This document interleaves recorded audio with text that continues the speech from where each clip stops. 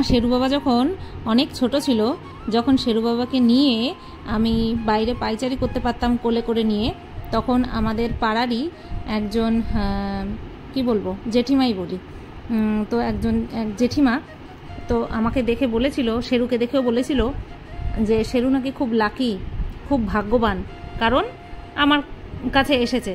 বুঝতেই পারছো কেন বলেছে, যেহেতু আমার কাছে এখনো নেই সেই কারণেই বলেছে ভাগ্যবান। কিন্তু আমি বলবো আমি খুব লাকি শেরুকে পেয়ে, কারণ কিছুটা হলেও আমাকে মাতৃত্বের স্বাদ বুঝিয়েছে শেরু।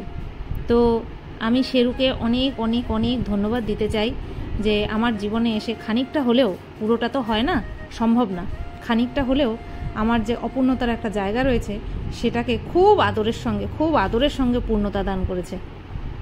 তো সকালবেলায় শেরুকে খাইয়ে নিলাম, এরপর কাজে জুড়ব। গুড মর্নিং বন্ধুরা, কেমন আছো সবাই? আশা করছি তোমরা সবাই ভালো আছো, আর আমিও ভালো আছি। আজ হলো বুধবার, আর এখন বাজে 9:35, এখনও হয়নি। আমার খাওয়া দাওয়া হয়ে গেছে, শেরুকে খাওয়ালাম। আমি খেয়েছি সকালবেলা ওই চাকচাক করে উচ্ছে ভাজা করেছি, তাই দিয়ে খেয়েছি। আর কোনো সবজি ঘরে ছিল না, বাজারে গেছেও, দেখি আসুক। তো উচ্ছে ভাজা দিয়ে আমি খুব ভালো খাই, এরকম চাকচাক উচ্ছে ভাজা, চাকচাক করে আলু ভাজা, নাক ফুলে যাবে দেখবো আমার কথা বলতে বলতে, কারণ কাশিটাকে চাপাচ্ছি। ফ্রিজের থেকে ওই মিষ্টি থাকে, ফ্রিজের থেকে বের করে করে ডাইরেক্ট খাই, আর ঠান্ডা লেগে গেছে, খুব খুসখুসে কাশি হয়েছে জানি, কিন্তু রেমেডি কি, কিন্তু তবুও করে খাই না। মানুষের স্বভাবটাই এই। আমার মতন কিছু মানুষ আছে যারা কিনা কোনো জিনিস একেবারে গাঢ় হয়ে না যাওয়া পর্যন্ত তার কেয়ার করি না। সেই কারণেই তো 10টা বছর লেগে গেল, তাই না? তো যাই হোক, ও বাজারে গেছে, আসুক। আমি ভাত করে খেয়ে ছেলেকে খাইয়ে এবার আমি এখন একটুখানি বসবো। আসলে পরে এই বাছা, ধোয়া, গোছানো, রান্না করা সব কিছুই আছে। 8টা বাজতে 5 মিনিট বাকি, তখন আমাকে ডাকলো যে ওঠো এবার। তো আমি উঠে দেখি, টর্চটা জ্বালিয়ে ইয়েটা ঘড়ির দিকে মেরে দেখি 8টা বাজতে 5 মিনিট বাকি। কিন্তু বাইরের ওয়েদার দেখে মনে হচ্ছিল না যে 8টা বেজে গেছে। আমি ভাবছিলাম হয়তো 6:30, 7টা বাজে, এত তাড়াতাড়ি কেন ডাকছে। তো উঠে দেখি 8টা বাজে। তো যাই হোক, আসুক বাজার থেকে, কী কী বাজার করে আনে বা না আনে, কী কী রান্না হয় বা না হয় তোমাদেরকে দেখাবো। আর বিকেলবেলা একটুখানি বেরোবো, খুব জরুরি কাজে বেরোবো, সবটাই শেয়ার করবো তোমাদের সাথে। তো দেখো বাজার নিয়ে চলে আসছে, অনেক দিন পর গেছে। বাটা মাছ আনবে না তা কি আর হয়, বেশ বড় বড় সাইজের বাটা মাছ এখানে। আর এটা হচ্ছে জাপানি পুঁটি মাছ, কাটিয়েই নিয়ে এসছে। তাও এই মাছের ভেতরের কাংসাগুলো ফেলানো ছিল না, আমি ফেলে দিলাম। এখানে শেরুর মাংস হলুদ দিয়ে আর কি রেখে দিয়েছি, এখনই বসিয়ে দেবো। 2 দিন ছেলে আমার মাংস পায়নি, আর এই গরমে আমারও বেরোতে ইচ্ছা করেনি। আর এখানে আছে চিংড়ি মাছ, এটা আর কাটিয়ে আনেনি কারণ দেরি হয়ে গেছিলো। ওরে চা করে দেবো, খাচ্ছে, পরোটা খাচ্ছে, সেটা খেয়ে নিয়ে, চা খেয়ে নিয়ে তারপরে আমার একটু ছাড়িয়ে দেবে। আর আজকে ওই পয়লা বৈশাখ স্পেশাল হবে খাসির মাংস। তো এখানে 1 কেজি 100 মতন মাংস আছে, পরিমাণে একটুখানি বেশি হয়ে গেল, কি আর করা যাবে। তো আজকে এটা রান্না করবো, মাংস। আর এদিকে সবজি বাজারও দেখিয়ে দিই। টমেটো ছিল, তারপরেও টমেটো নিয়ে আসছে। যাই হোক, 1 গুচ্ছ টমেটো দিয়ে আজকে চাটনি হবে। এখানে নিয়ে আসছে বিনস, বুঝতেই পারছো ফ্রাইড রাইস হবে। এখানে বিনস, এই যে গাজর, এখানে আছে লম্বা লম্বা পটল, যেই পটল আমার খুব ভালো লাগে, এই যে লম্বা লম্বা পটল। এটা হচ্ছে কাঁচা লঙ্কা। এখানে আছে বাবারে বাবা কতগুলি সজনা, এই সজনা কতদিনে উদ্ধার হবে কে জানে। আর এখানে আছে ক্যাপসিকাম, শসা, ক্যাপসিকাম আর শসা, অনেকগুলো শসা। তো এই হচ্ছে বাজার। সবজির মধ্যে তাহলে থাকলো কি, পটল আর সজনা। এই দিয়ে আমার 1 সপ্তাহ টানতে হবে, জানি না কিভাবে টানবো। চলো, আর দইও নিয়ে আসছে, এই যে বড় 1 ভাঁড় দই। তো বন্ধুরা ডিসিশন একটু চেঞ্জ করলাম, মাংসর পরিমাণ যেহেতু অনেক তাই ভাগ করে নিলাম। আজকে এইটুকু রান্না করব, ঠিক আছে, আজকে এইটুকু রান্না করব। আর এইটা রেখে দিলাম, 2 দিন পরে বিরিয়ানি যদি করি বা এমনি হয়তো ঝোল করে খেয়ে নেবো। যাই হোক, আলাদা করে রেখে দিলাম, কারণ একসাথে রান্না করে রান্না মাংস রেখে দেওয়ার থেকে কাঁচা মাংস রেখে দেওয়া ভালো। তাই এইটুক আমি রেখে দেব, আর এইটুক রান্না করব। তো দেখো, মাংসটার মধ্যে জিরে গুঁড়ো, ধনে গুঁড়ো, হলুদ গুঁড়ো, লঙ্কা গুঁড়ো, লবণ, টক দই আর সর্ষের তেল দিয়ে নিয়েছি। এবার এটাকে মাখিয়ে নিই।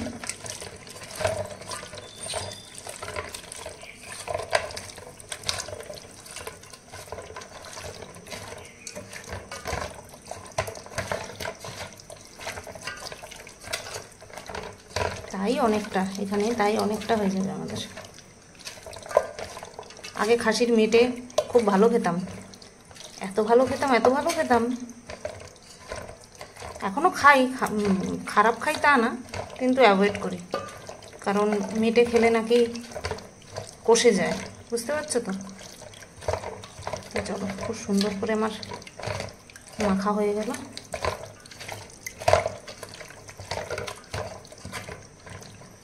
এবার এটাকে ঢেকে রেখে দেবো।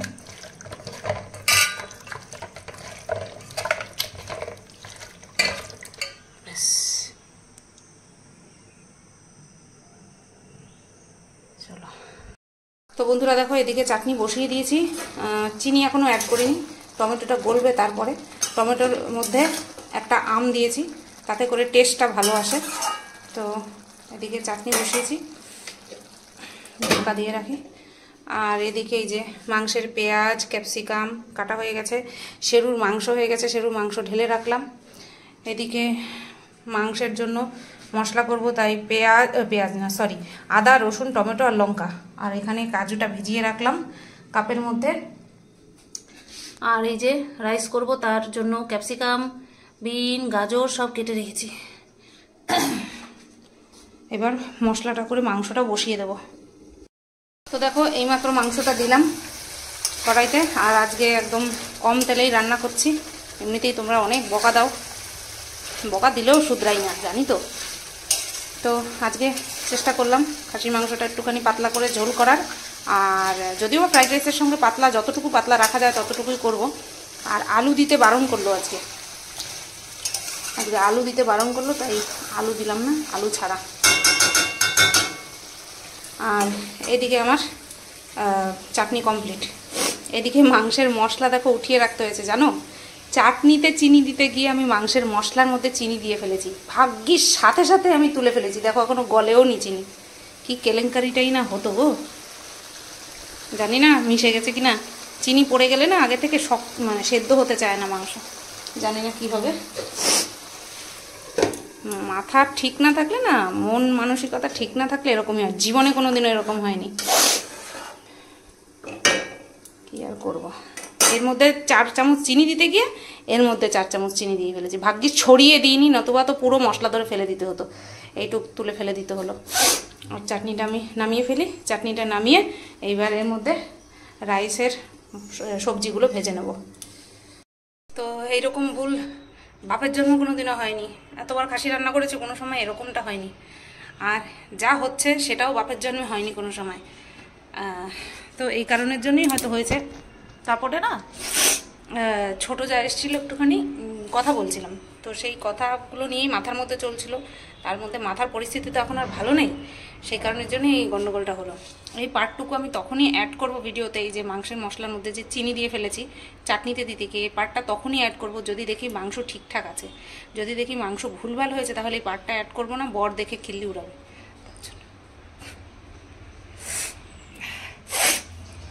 আর ট্যাবের জল এত সাংঘাতিক পরিমাণে গরম বেরোচ্ছে, মানে গরম জল আর করা লাগবে না। তো কড়াইটা রেখে দিলাম একটু ঠান্ডা হোক, এই কড়াইটা মেজে নিয়ে তারপরে রাইসের সবজিগুলো ভেজে নেব।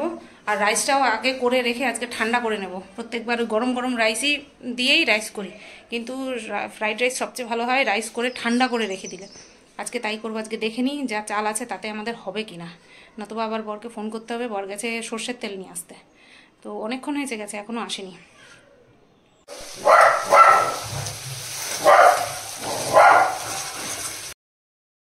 শেরু খুব চিৎকার করছে, সেই জন্য অরিজিনাল ভয়েসটা দিতে পারলাম না। শেরু চিৎকার করছে কারণ আমার ছোটো যা এসেছিল, তোমাদেরকে বললাম না যে ছোটো যা এসেছিল, একটু দরকারে এসেছিল, তো সেই কারণেই শেরু চিৎকার করছিল। তো দরকারটা মেটানো আমি আর কি মেটালাম পরে, যাই হোক সেটা একদমই একটু পার্সোনাল, ওর জন্য তোমাদেরকে বললাম না। বাট শেরু কেন চিৎকার করছিল সেটাই তোমাদেরকে বললাম, যে আমার ছোটো চা এসেছিলো সেই কারণের জন্য। তো মাংসটা খুব সুন্দর করে কষিয়ে নিয়ে গরম জল দিয়ে দিলাম, দেখতেই পেলে চায়ের বাটিতে করে, যেই বাটিতে করে চা করি সেই বাটিতে করে গরম জল করে নিয়ে তারপরে পরিমাণ মতন দিয়ে দিলাম। পরে মনে হয় আরেকটু দিয়েছিলাম, আর একদম মিডিয়াম লোতে করে ঢেকে মাংসটাকে হতে দেবো যতক্ষণ না পর্যন্ত মাংসটা খুব সুন্দর করে সেদ্ধ হয়ে যায়।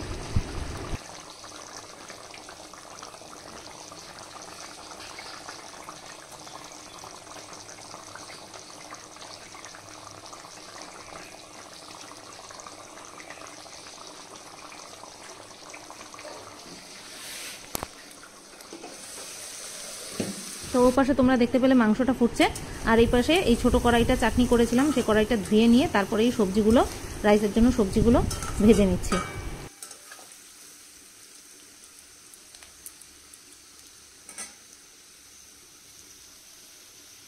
চলো মাংসের ফাইনাল লুকটা দেখিয়ে দিই। এই হলো মাংসের ফাইনাল লুক। বারবার খোঁচাখুচি করে দেখলাম আর কি সেদ্ধ হয়েছে। আর এখন যেখান থেকে মাংস আনে সেই মাংসটা খুব তাড়াতাড়ি সেদ্ধ হয়ে যায় খুব সুন্দর করে। প্রেসারে তো আমরা এমনিতেও দিই না, আর বেশি সময়ও লাগে না। জল দিয়ে মিডিয়াম ফ্লেমে করে দিয়েছি, আর যতটুকু আমার প্রয়োজন ছিল ততটুকু ঝোল রাখলাম। দেখে তো মনে হচ্ছে ভালো হয়েছে, এবার খেয়ে বোঝা যাবে। চলো। উফ, তো এদিকে সব মোটামুটি হয়ে গেছে। এই ঝিক তিনটে মেজে কড়াইটা মাজবো, এই ঢাকনাটা মাজবো, হাতা মাজবো, আর এদিকে সব সবজি ভেজেও রাখলাম। দেখো 3 ভাগে ভাগ করে রাখলাম। এটা হচ্ছে দুপুরের, এটা হচ্ছে রাত্রের। দুপুরবেলা এতগুলো উদ্ধার করতে পারবো কিনা জানি না। আর এটা হচ্ছে আগামীকালও নিয়ে যাবে তার জন্য। তো এই 3 ভাগে ভাগ করে রাখলাম, শেষ হয়ে গেলে একদিনে শেষ হয়ে গেলে খুব ভালো। তো বন্ধুরা দেখো ভাত প্রায় হয়ে এসছে, কিছুক্ষণের মধ্যেই আর গড় দিয়ে দেবো। আর এদিকে সব মোছামাছি কমপ্লিট করে রেখে দিয়েছি, মানে রান্নাঘর মুছে অর্ধেক মুছে এইটুকু জায়গায় স্ল্যাপ ফ্ল্যাপ মুছে নিয়েই ভাতটা বসিয়ে দিয়ে তারপরে আমি রান্নাঘরটা মুছে নিয়েছি। টেবিল সব পরিষ্কার করে নিয়েছি। এখন ভাতটা গড় দিয়ে যাব ঘর মুছতে, ততক্ষণে ভাতটা ঠান্ডা হয়ে যাবে। চলো ভাতটা গড় দিয়ে দিই, বেশি ফুটালে আবার গলে যাবে। দেখো মোটামুটি সব কাজ সেরে নিয়ে চলে এসেছি ঘর মুছতে। ঘর মুছে স্নানটা করে ঠাকুর পুজো দিয়ে তারপরে আবার রাইসটা করব। তোমাদের সাথে অবশ্যই শেয়ার করব রাইস করাটা, কারণ সব সময় তো আর হয় না। জানি তোমরা সবাই জানো রাইস করার, ফ্রাইড রাইস বানানোর পদ্ধতি তোমরা সবাই জানো, তবু আমি তো আর সবসময় করি না, সেই কারণে তোমাদের সাথে একটু শেয়ার করব, ঠিক আছে? তো আমি সকালবেলা ভিডিওর প্রথম দিকে যেই গানের মিউজিকটা তোমাদেরকে শুনিয়েছি, চলো সেই গানটা করতে খুব ইচ্ছে করছে, কারণটাও তোমাদেরকে বলছি। আর ওই ঘরে বর ওই শীতের সব জামাকাপড়গুলো আর লেপ লেপ আর ব্ল্যাঙ্কেট ঢোকাচ্ছে ট্রাঙ্কে। আর ওদিকে শেরু খাটের নিচে ঢুকে বসেছিল, তাই শেরুকে আবার তুলে খাটের উপরে উঠিয়ে দিলাম। বদ কথা শুনতে চায় না। दिल है छोटा सा, छोटी सी आशा, मस्ती भरी मन की भोली सी आशा, चांद तारों को छूने की आशा, आसमानों में उड़ने की आशा, दिल है छोटा सा, छोटी सी आशा। সত্যি বন্ধুরা, জীবনে কোনোদিনও না বড় বড় আশা, বড় বড় সব কিছু হবে, অনেক কিছু হবে, অনেক কিছু পেতে চাই জীবনে, এরকম আশা না ছোটোবেলার থেকে কোনো দিন ছিল না। সামান্য কিছু নিয়ে আমি খুশিতে থাকতে খুব ভালোবাসি, কিন্তু এখন দেখছি সেই সামান্যটুকুও আর মনে হয় থাকার, মানে কি বলবো, কিভাবে বলি, সবই তোমরা বুঝতে পারছো, কিন্তু কোনো কিছুই ক্লিয়ারভাবে বলতে পারছি না, ঠিক আছে? কি বলি, মানে যত ছাড়তে থাকি তত বেশি চলে যেতে থাকে যত। তো দেখো বন্ধুরা, প্রায় 2:45 বাজতে যায়, আর আমার পুজো দেওয়া কমপ্লিট। লাইট জ্বালাচ্ছি না, লাইট দিলে ভয়ানক গরম লাগে। এই যে পুজো দেওয়া কমপ্লিট হয়ে গেল। আর ওদিকে ও গেছে স্নান করতে, এখনও স্নান করছে মনে হয়, হয়নি এখনও, স্নান করা কমপ্লিট হয়নি। আর আমি তো ভাত ঠাত করে রেখে গেছিলাম, এখন ওটাকে রাইস করব, করে নিয়ে খাবো, তারপরে শেরুকে খাওয়াবো। ওই দেখো আমি হালকা একটুখানি ফাঁকা করে রেখে গেছি, এই যে, যাতে করে ভাপটা বেরিয়ে যায়। তো চলো করে নিই ধীরে সুস্থে। তো দেখো বন্ধুরা, চলে এলাম আমি ফ্রাইড রাইসটা বানাতে। আর এখানটায় তেল, যেই সবজি আমি ভেজেছিলাম ওই ছোট কড়াইতে, সেই ছোট কড়াইতে তেলটা ছিল, সেই তেলটাকে আমি একটা বাটিতে রেখে দিয়েছিলাম। সেই তেলটার সাথে আমি হাফ চামচ ঘি অ্যাড করেছি, সাথে আরও একটু রিফাইন্ড অয়েল অ্যাড করলাম, তার মধ্যে দিলাম তেজপাতা ফোড়ন, আর সাথে তোমাদেরকে দেখিয়েছি ওই দারচিনি, এলাচ আর লবঙ্গ ফোড়ন দিয়েছি। আর তারপরে এই ভাজা সবজিগুলো দিয়ে দিয়েছি। শসা আর পেঁয়াজ ছাড়িয়ে, খোসা ছাড়িয়ে রেখে দিয়েছিলাম, সেগুলোকে শুধু পিস করা বাকি ছিল, সেগুলোকে পরে করে নিয়েছি। এখন এই সবজির মধ্যেই আমি দিয়ে দেবো পরিমাণ মতন চিনি আর আরও একটুখানি লবণ, যেহেতু সব একবারই করব আর কি, মানে ভাত যতটুকু লাগবে দুজনের তো সব একসাথেই করে নেব। আর সবজিগুলো তাই একসাথেই দিয়ে দিলাম। তো এই যে দেখো 1.5 চামচ মতন চিনি আর একটুখানি লবণ দিয়ে সবজিটাকে ভালো করে মেখে নিয়ে তারপরে পরিমাণ মতন ভাত একটা থালার মধ্যে তুলে রাখবো, তুলে নিয়ে তারপরে এর মধ্যে মিক্স করে দেবো।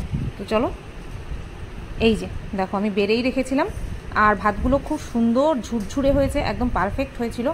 এই ভাত চাল রান্না করার সময় একদম সামনে থেকে সরতে নেই, জানি তোমরা জানো, তবুও বলছি, একটুখানি এদিক ওদিক হলে পরেই কিন্তু ব্যাস গেল।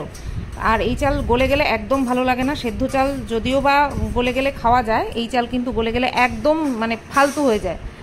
তো যাই হোক, আমি তো সবসময় অন্য সেদ্ধ চাল বসিয়ে দিয়ে বন্ধ করে দিয়ে, উতরে গেলে বন্ধ করে দিয়ে পরে আবার টাইম মতন ছাড়ি, কিন্তু এই ভাত রান্না করার সময় আমি সামনে থেকে এক মুহূর্তের জন্য সরি না, শুধু উতরানো পর্যন্ত এদিক ওদিক থাকতে পারি, তাও টাইম মতন চলে আসতে হয়, কারণ নতবা পড়ে গিয়ে, ফ্যান পড়ে গিয়ে গ্যাসটা ভেসে যাবে। তো দেখো খুব সুন্দর, কি সুন্দর লাগে না ভাতের মধ্যে, কত সুন্দর এরকম কালারফুল সবজিগুলো যখন দিই তখন দেখতে খুব সুন্দর লাগে। তো আমি খুব সুন্দর করে মাখিয়ে নিচ্ছি সারা ভাতে। আমি অনেককে দেখেছি ওইভাবেও হয়, ওই গরম ভাতের মধ্যে সবজিগুলোকে ঢেলে মিক্স করে নেয়, চিনি চিনি সব দিয়ে নেয়, যেহেতু ভাত গরম থাকে তাই চিনিগুলোও গলে যায়, কিন্তু আমার যেন এইভাবেই করতে ভালো লাগে। ওই কড়াইয়ের মধ্যে দিয়ে ঘিয়ের ফ্লেভারটা থাকবে, ভাতটা খুব সুন্দর করে গরম হবে, বেশ ভালো লাগে। তো ভাবলাম আরও একটুখানি দিই ভাত, পরে দিয়ে এই যে লাস্ট হচ্ছে এই যে রাইসের ফাইনাল লুক। তো এটা করে ঢেকে রেখেছিলাম, পরে আবার গরম করে খেয়ে নিয়েছি।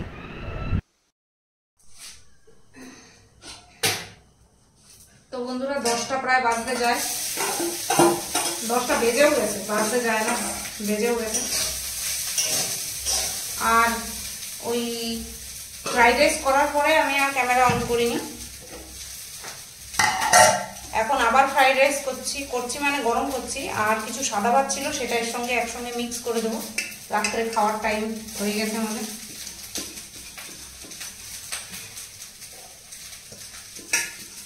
বিকালবেলা সন্ধ্যেবেলা একটুখানি কাজে বেরিয়েছিলাম, তো সেই কাজটা হয়নি বলে তোমাদের সাথে আর শেয়ারও করিনি।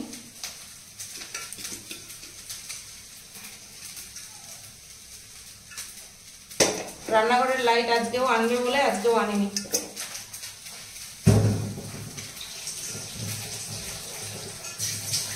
হাঁড়িটা ভিজিয়ে রাখলাম, মেজে দেবো, এটাকে গরম করে নেবো। মাংসটা আর গরম করবো না, যেহেতু গরম তো, মারাত্মক গরম পড়েছে আজকে, সেই মাংস আর গরম করলাম না, শুধু রাইসটা গরম করলাম।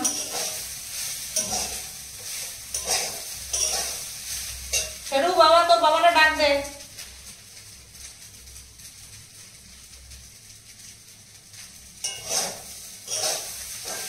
আর আমার কাছে কিছু কমেন্ট আসলো, এই লাইট পাল্টাবে না, আমি বললাম না আমি না সরলে এখান থেকে আমি যে কাজগুলো করতে বলেছি সেই কাজগুলো হবে না, তো তারপরে আর করেও কোনো লাভ হবে না। আমার কাছে কিছু কমেন্ট আসলো যে একজন বয়স্ক কন্ট্রোভার্সি ক্রিয়েটার, আশা করছি তোমরা বুঝতেই পারবে, যেহেতু এটা আমার ব্লগিং চ্যানেল, তাই আমি তার নাম বলবো না, কোনোভাবেই না বলবো না, তোমরা আশা করছি বুঝতেই পারছো আমি কার কথা বলছি। তো উনি নাকি ওনার কমিউনিটি পোস্টে আমাদের ঠাকুরনগরের কোনো কিছু ইনফরমেশন আর কি দিয়েছে, ওনার কমিউনিটি পোস্টে দিয়েছে, ঠিক আছে। তো আমার মনে হচ্ছে ওনার আমাকে নিয়ে খুব চিন্তা, না তোমার ভালো কিছুই হয়তো দিয়েছে, যার জন্য আমাকে বলছে সবাই এসে যে তোমাকে নিয়ে কমিউনিটি পোস্ট দিয়েছে, এরকম তোমাদের ঠাকুরনগরে থাকার জায়গা পাওয়া যায় পরিবার সহ, কোনো মহিলা তার পরিবার সহ, অথবা শুধু অবিবাহিত মেয়ে বা গার্লস মেয়েদের জন্য।